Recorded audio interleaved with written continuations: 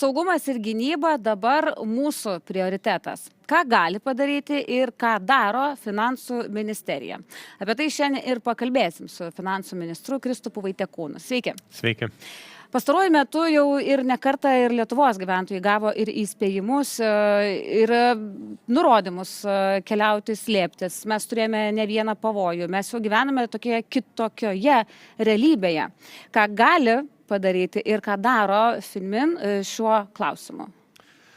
Finansų ministerija šiuo klausimu, kas vyksta atskrendant pas mus dronam, tai Finansų ministerija turbūt pagrindinių smuikų negrįžė. Mes esame labiau atsakingi už gynybos pramonės vystymą, finansavimą, bendradarbiavimą su kitom institucijom, kurios atsakingos už investicijų pritraukimą, už kažkokių tai užsakymų sudarimą. Tai šiandien natūralu, kad aš kalbu apie ekonomikos ministeriją ir krašto apsaugos ministeriją. Tai Finansų ministerija viena iš tos trijulės yra, kuri atsakinga už tai, kad šie tie projektai gautų gerą prieigą prie kapitalo. Jeigu reikia, būtų valdomi per mūsų valstybės holdingą. Ir taip pat, čia toks gal įdomesnis faktas klausytojams, kad Finansų ministerija yra Giraitės ginkluotės gamyklos savininkė ir akcininkė. Tai mes kaip ir dėliojame, kartu dalyvaujam strategijos formavime, nustatom jai tikslus, sekam rezultatus, džiaugiamės jų pasiekimais, stengiamės ištaisyti klaidas, jeigu tokių būna.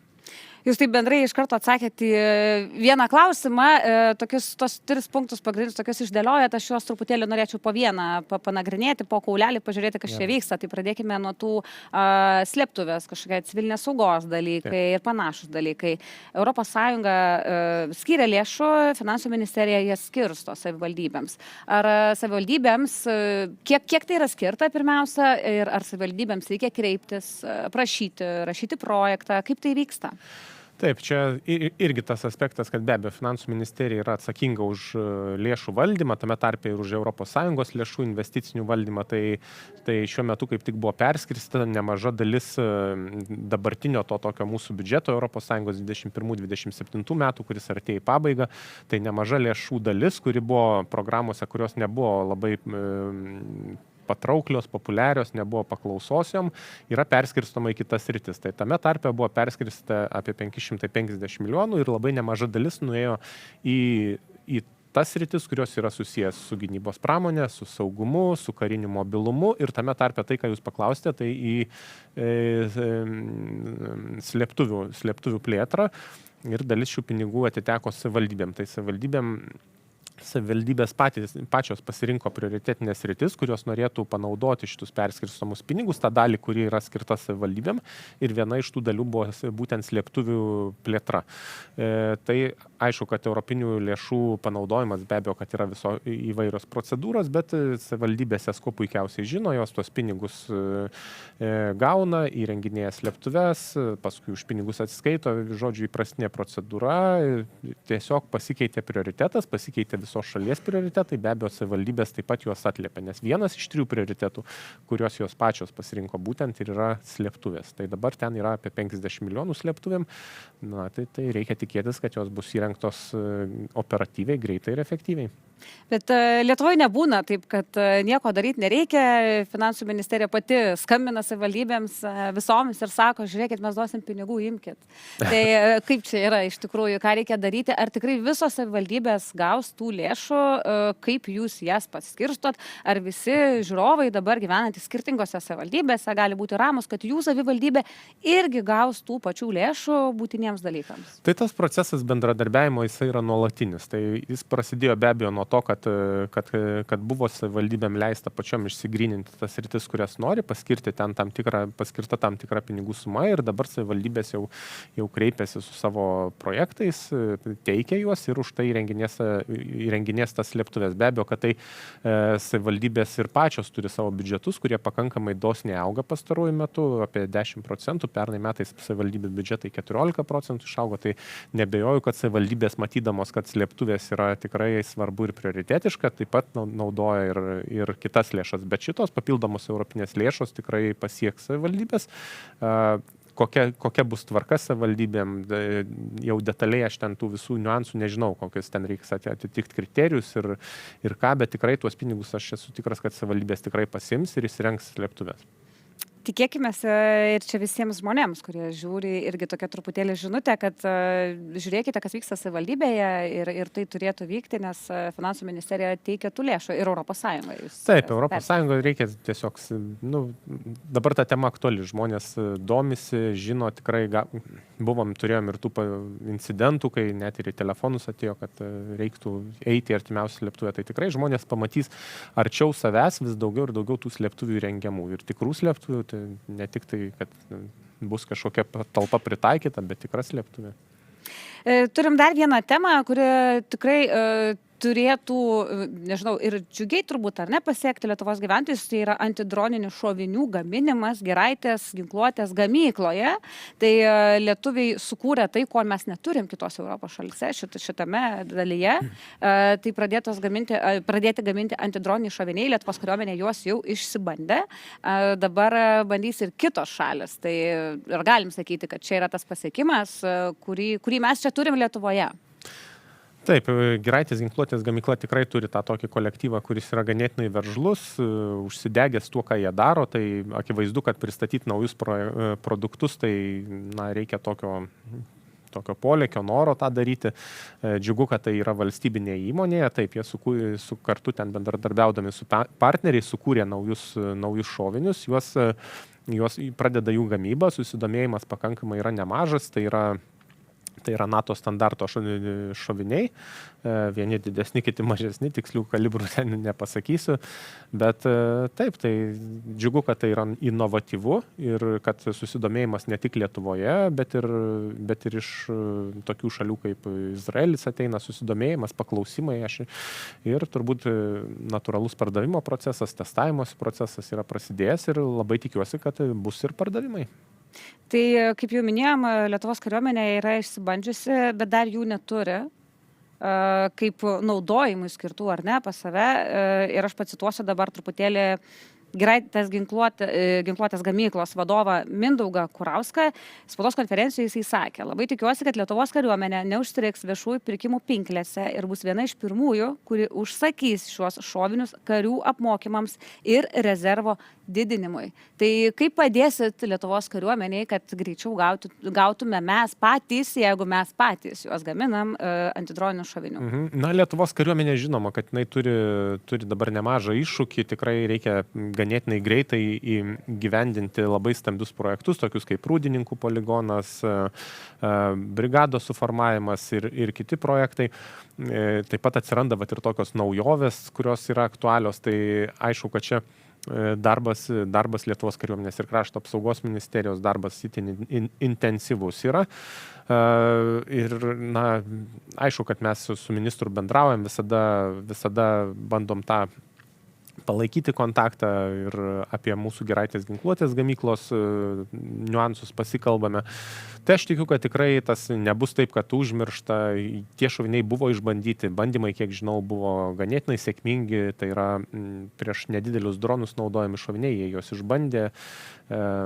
Pakankamai efektyvu, o kaip bus su pirkimu, aš manau, kad tikrai nupirks. Tiesiog ta situacija tokia, kad tikrai ten yra darbo daug ir intensyviai tiek krašto apsaugos ministerijoje, tiek kariuomeniai, vystant mūsų pajėgumus, kurie ganėtinai ilgą laiką buvo, taip, ant trečia eiliai, dabar tik tai aktualių viršų yra gynyba.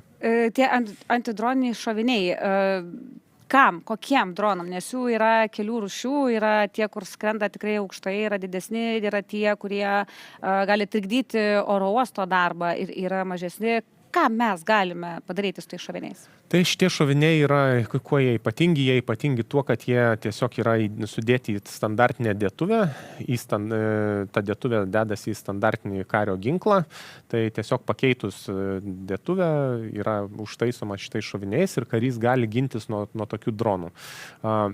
Nuo kurių būtent? Tai be abejo, kad toks šovinys jisai efektyviausias yra prieš mažus FPV dronus, būtent tokius, nuo kurių Ukrainos mūšio lauke kareiviai nukenčia dažniausiai ir labiausiai. Ir juos yra sunku tikrai numušti, nes jie yra maži ir greiti, tai šitie šoviniai pasižymi tuo, kad jie išsiskirsto į keletą dalių ir vietoj vienos kulkos lekia keturios nedideli elementai, kurie tą nedidelį droną pažeidžia taip, kad jis nebegalėtų skristi. Tai ir kadangi tai yra standartinė dėtuvė, standartinis ginklas, reiškia, kad galima šaudyti serijom, ir tai tikrai yra efektyvu. Ir kaina visada svarbu, bet taip jau buvo minėta ir žiniasklaidoje, kad vieno šovinio kaina yra 2 eurai, dėtuvėje yra 30 šovinių, tai kario išgyvenimo klausimas yra 60 eurų. Aš čia cituoju tą patį vadovą gamyklos Mindaugą Kurauską. Tai tiek kainuoja, atrodo nedidelė suma ir galėsime turbūt ir savo ir kariuomenė turbūt galės taip pat ar ne įsigyti, bet kiek yra ketinama pagaminti, kokiu mastu ketinama, planuojama gaminti antidroninius šovinius Lietuvoje?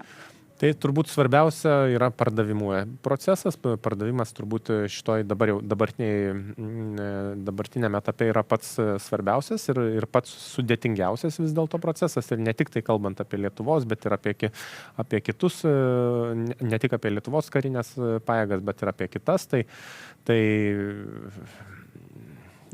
Tai manau, kad turėtų visai tas sėkmingai judėti, jeigu tie bandymai bus sėkmingi, tikrai matom, kad yra tas susidomėjimas iš skirtingų šalių ir tikėkime, kad neiškils kažkokių biurokratinių kliučių tuos šovinius siunčiant į tas šalis. Ir į kitas ir Lietuvai. Lietuvą kažkaip pamirštam. Lietuvai turbūt. Ne, Lietuva taip be abejo, kad visada savos krašto apsaugos pajėgos yra tas pirmasis klientas. Jeigu tu jam parduodi, tai tu be abejo, kad esi jau tada užsirekomendavęs kitų akyse, kad viskas čia su tavim tvarkoja, nes aš esu kalbėjęs su gynybos pramonės atstovais, jie dažnai tą mini, kad jeigu tu neparduodi savo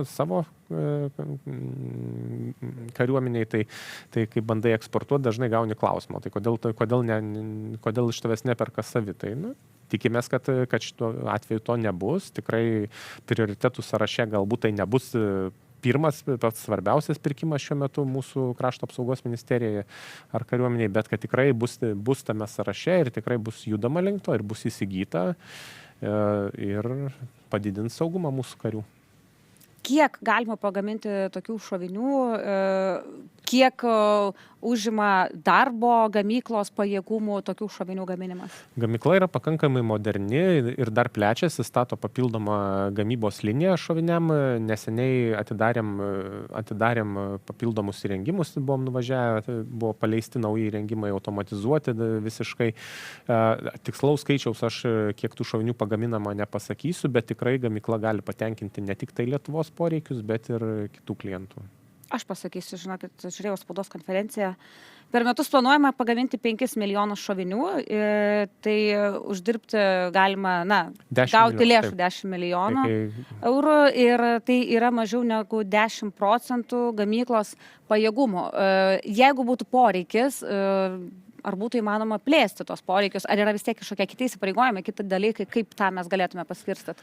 Aš manau, kad Giraitės ginkluotės gamykla, nemanau, bet žinau, kad jinai plečia ir turi planų dar kitus produktus į rinką paleisti. Kiek gali plėsti su šiais produktais? Manau, jeigu tai, kaip jūs sakėte, 10%, tik tai tikrai dar rezervo yra ganėtinai daug. Čia nesakiau, čia žinokit, gamyklos vadovas sakė spaudos konferencijai. Jo, jisai taip sakė, 10%, jeigu panaudojama, tai tikrai tas rezervas yra. Bet taip pat šitą užakcentuoti noriu, kad tikrai Giraitės gamykla, jinai turi planų ir kitokius šovinius gaminti ir dar šiek tiek kitus produktus, kurių nenorėčiau dabar atskleisti, nes kol nėra nieko konkretaus. Tai... O jūs atskleiskit? Tai atskleis gal vadovas, kai turės. Bet tikrai galim pasakyti, kad tas bendradarbiavimas ir pats tikrai šita gamykla pasinaudoja tuo, kad labai daug pinigų yra šitoj rinkoje. Pasinaudoja tuo, kad paklausa didelė, kad galima su naujais produktais eiti. Gamykla dirba tikrai ganėtinai sėkmingai. Turim dar vieną temą pakalbėti, tai yra valstybinis gynybos holdingas. Iki 2028 metų planuojama pristatyti gynybos holdingo projektą. Tai kas yra dabar daroma, kas yra žinoma, kaip vyksta, ar jau vyksta kažkokie procesai? Taip, gynybos holdingas tai yra kompanija, kuri valdytų mūsų kitas turimas gynybos pramonės įmonės. Tai šiuo metu tas holdingas jau kaip ir yra, bet akivaizdu, kad dabartinėme etape jisai dar yra tokioje ganėtinai pradiniai būsenoje. Tai yra holdingai yra tik tai 2 įmonės, kurios kažką konkrečiai gamina. Tiksliau viena gamina, o kita dar tik statoma. Tai ta, kuri statoma, tai yra Rheinmetall Defense Lietuva,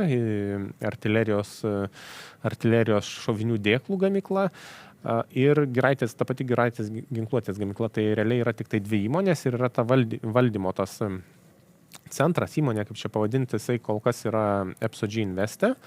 Ir dabar, kadangi vis tiek tai akivaizdu, kad plėsis, atsiras daugiau tų įmonių, atsiras įmonės, kurios aptarnauja mūsų karinę techniką, tai mes svarstume, kokia šito holdingo evoliucija būtų natūralesnė. Tai kol kas turim 2 koncepcijas, dar nesam apsisprendę, kuri. Tai viena tokia, kad šitas holdingas būtų po mūsų nacionalinių plėtros bankų ilte ir galėtų pasinaudoti jų visą turimą bankų infrastruktūrą.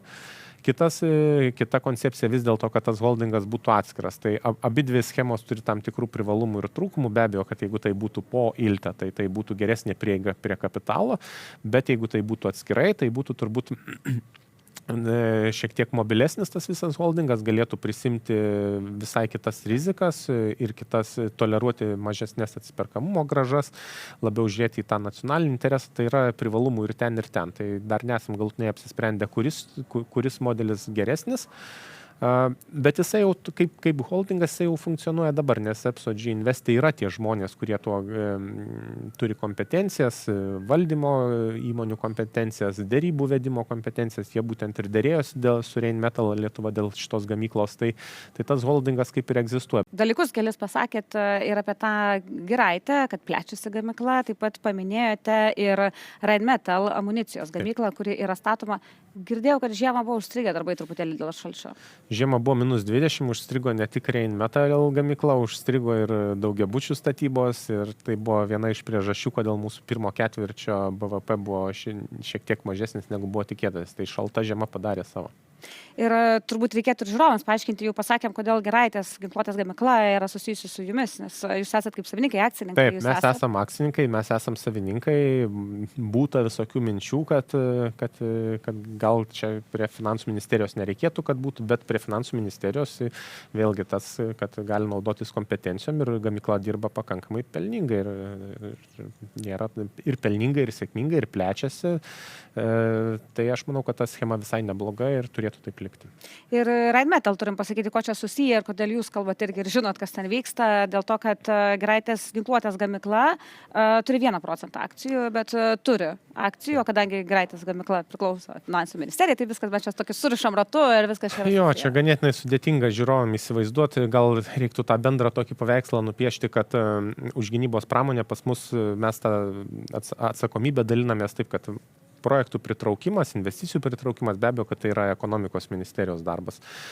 Krašto apsaugos ministerija yra labai specifinis žaidėjas, tai jisai yra bene vienintelis pirkėjas Lietuvoje šitų visų sukūriamų produktų, tai be abejo, kad jisai irgi labai įtakingas ir svarbus yra ir be jo dalyvavimo čia niekaip nepavyks išsivers, nes net yra įprasta praktika, kad perkant karinę techniką, jeigu tai yra didesnis kažkoks, kaip tankai, pavyzdžiui, tai dalis jų aptarnavimo jau reiškia keliama į tą šalį, kai ten atsiranda kažkokia įmonė, kuri tuos tankus taiso, remontuoja, kažką galbūt ir surinkinėja netgi. Tai atsiranda tas verslas. Tai visas šitos pramonės jau, jeigu tai yra Energetikos ministerijos susisiekimo nenorėjo dar paminėti truputėlį. Jos irgi susiję su holdingu kažkiek? Na, jau čia mažiau šiek tiek susiję, tai ten galima paminėti, bet pagrindinės yra 3 šitos, kurios tą valdo ir finansų ministerija, jinai vis dėlto jau kai čia kažkoks tai verslas veikia, jeigu jame dalyvauja valstybė, tai tada tada labai svarbu yra prieiga prie kapitalo, tai be abejo mūsų plėtros bankas, kurio vienas iš prioritetų, ten gal tarp 5 prioritetų yra gynybos pramonės vystymas. Prieiga prie kapitalo labai svarbu ir be abejo šitas holdingas, kuris įgalina tą tokį viską turėti vienose rankose. Tai taip mūsų ta trijulė ir veikia. Be abejo, kad kitos ministerijos savo kompetencijų srityse irgi gali ir sudalyvauja. Ir dar tada, jeigu taip viską sudėliojat ir tokį, kada mes pajusim tą to holdingo turėjimo kažkokią realią prasme, pamatysime tikrus rezultatus, kad ir kaip ten būtų sudėliota, per kur ten kažkoks ar ne, ten vyksta, bet prasme. Žmonėms, pavyzdžiui, kada mes pamatysim, kad tikrai tai buvo vertinga daryti, kaip mes pamatysime, kad tai buvo vertinga daryti. Aš manau, kad žmonėms tai svarbiausia yra tas suprasti tos pramonės svarbą, nes kai ta pramonė čia kūrėsi, dirba, tai be abejo, kad atsiranda darbo vietos, jos pakankamai neblogai apmokamos, nes paklausa šitų produktų yra ganėtinai didelė. O holdingas tai yra tiesiog būdas valstybei valdytis tas investicijas, kuriuose jinai yra padarius investicijas, taip kaip ir Rheinmetall Lietuva gamykloje, Lietuva turi 49 berods procentus akcijų. Tai nėra kontrolinis paketas, bet vis tiek tu turi dalyvauti valdyme ir tai holdingas yra pati efektyviausia forma, nes tai tiesiog yra valdymo bendrovė, kurie gali sukoncentruoti tam tikras kompetencijas, tai yra valdymo kompetencijos, gali būti, čia jau į verslo šiek tiek pasaulį, bet holdinguose gali būti ir apskaitos, IT, teisės paslaugos koncentruotos ir tada yra tas valdymas efektyvesnis. Bet žmonėm tiesiog gynybos pramonė, jeigu jinai čia kūrėsi, kūrė darbo vietas, kūrė bendrai vidaus produktą, kažką eksportuoja, kažką importuoja, tai be abejo, kad tai kūrė tą tokį ekonominį gerbuvį ir tai yra svarbiausia. Holdingas yra tiesiog valstybės investicijų valdymo schema, pavadinkim taip, kuri gali būti, kaip jau minėjau, prijungta prie Iltės, prie Plėtros banko, gali būti jisai atskira valdymo bendrovė, tada ir vienu ir kitu atveju tam tikri privalumai ir trūkumai išryškėtų. Bet žmonėms svarbiausia, kad čia būtų gerai apmokamų darbo vietų ir aukštesnis pragyvenimo lygis. Ir saugumas be abejo. Ir dar visiškai pabaigai, tas 10 milijonų, kai kalbam apie įvairias sritis, atrodo didžiulė suma, kai kalbam apie gynybą, tai tas suma, tas 10 milijonų jau nebeatrodo labai daug, nes kalbam apie rūdininkus, visai kitos sumos yra visam įrengimui poligonas skiriamas. Tai 10 milijonų, kiek Giraitės ginkluotės gamykla realiai turi pelno, kad čia tas 10 milijonų yra kruopelė tik tai? Bendram be abejo ekonomikos paveikslė ir gynybos pramonės paveikslė tai yra viena iš įmonių, bet rūdininkų poligonas tai yra ne įmonė, tai yra projektas, kuris yra labai didelis ir ambicingas, jisai labai greitai statomas ir čia yra tikrai galima pasigirti šitoje vietoje, tai yra mūsų nuopelnas, Finansų ministerijos nuopelnas, kad tai yra pirmas Europos investicinio banko projektas nukreiptas į šalies gynybą. Europos investicinis bankas iki tol neturėjo nei vieno projekto, kuris būtų susijęs su šalies gynyba ir būtent mes pirmieji tai pasinaudojom šio banku ir dėl to šio projekto palūkanos, iš kurio jisai daromas yra itin žemos ir gerokai žemesnės negu komercinių bankų. Tai čia tikrai didelis pasiekimas. Be abejo, 10 milijonų bendram kontekste nėra daug, bet jeigu žiūrėt privačias įmonės, kurios dirba gynybos pramonėje, tai Lietuvoje dar tokių labai didelių gigantų, kur turėtų milijardinės apyvartas, aš dabar bijau sumeluoti, bet man atrodo, kad ir nėra pačios stambiausios, tai tokios stambios, tai ir Brolis Semiconductors yra įmonė, kuri be galo sėkmingai ir dirba Lietuvoje, jos apyvarta yra apie keli šimtai milijonų. Tai Giraitė pati kaip gamykla, jinai yra vidutinio dydžio, jos apyvarta siekia, man atrodo, jeigu nesumeluosiu, apie 30 ar 40 milijonų eurų, tai jau vis tiek apčiuopiamas žaidėjas yra šitoje rinkoje, bet aišku, planai yra ambicingi ir jinai tikrai taps didesnės. Jeigu šita tendencija visa gynybos pramonės nebus tokia trumpalaikė, bet bus dešimtmetį, gal kelis, o panašu, kad taip ir bus. Ir visiškai pabaigai paskutinis klausimas, jūs turėtumėte turbūt galbūt žinoti, jau pasakėt, kad ir prie rūdininkų poligoną statant, ten reikės irgi taip pat ir kariams ir kažkokių priemonių, ar ne? Tai mes kalbam irgi, grįžtam prie Giraitės. Kokio dydžio užsakymą turi Giraitė, kalbant apie rūdininkų poligoną? Giraitė gali tiekti šovinius kariam treniruotis. Tai be abejo, kad turbūt ne tik tai rūdininkų ir kiti poligonai, kur Lietuvos kariai bendrai su Vokietijos ir kitų sąjungininkų kariais treniruojasi. Jeigu tikrai šita inovacija, šitas šovinys pasitvirtins ir bus paklausus, tai be abejo, kad Lietuvos kariuomenė juos tuose poligonuose naudos, kiek tai milijonų atneš Giraitei, nežinau, bet tikėkime, kad šitie nauji produktai ir čia ne tik tai šitas šovinys, dar ir kitų bus tų produktų, kad jie ras savo pirkėją, nes dabar toks sujudimas, ta gynybos pramonė visose šalyse vyksta, visi bando atsiriekti to pyrago, džiaugiamės, kad mūsų valstybinė įmonė yra tokia aktyvi ir pristato naujus produktus. Tai kad viskas tik taip sklandžiai ir vyktų, kaip čia šiandien ir kalbėjot Na, laidoje. tikėkimės. Čia kalbėjo finansų ministras Kristupas Vaitekūnas. Ir ačiū, kad žiūrėjot. Iki.